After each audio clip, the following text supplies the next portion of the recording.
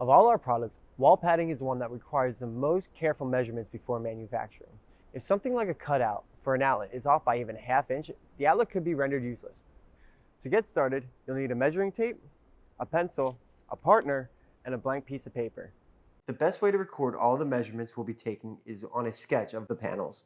No matter how bad you are at drawing, this will be the most organized way of keeping the measurements for the padding. Your sketches don't have to be pretty. Pictures of the walls are also helpful but not required. If you do take pictures, you can even print them out and write your measurements directly on them. First, you will need to decide how far up from the floor you're starting.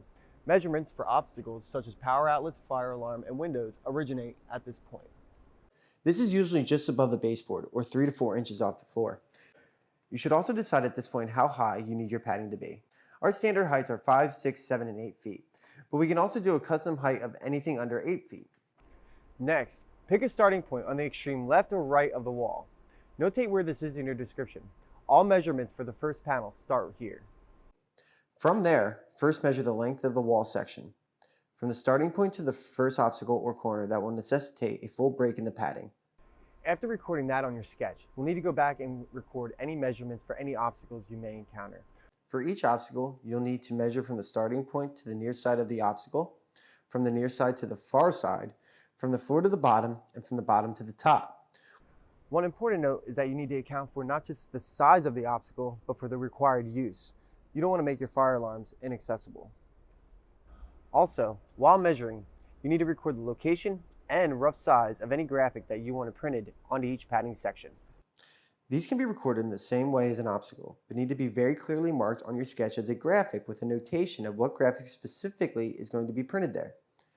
If you have a file name already, that's great. Otherwise, a detailed description is fine. Keep in mind that we can print on the full surface of the padding, including around obstacles. It does not have to be limited to uninterrupted spaces.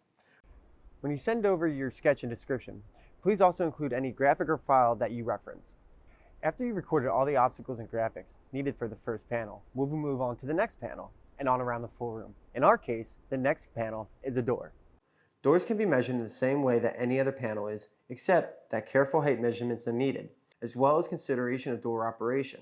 Since padding is about 2.5 inches thick, the panel can interfere with door handles opening and closing if enough clearance isn't allowed. Obstacles like door handles and windows should be noted for doors just like obstacles on other padding panels. As you proceed to measure around the full room, you'll start running into things like corners and columns. These need to be carefully noted in your sketch. For columns, we'll need measurements on both the sides and the front. Whenever there is a corner or other change in padding direction, the thickness of the padding needs to be accounted for. The easiest way to do this is to simply tell us that you did not take this into account in your sketch.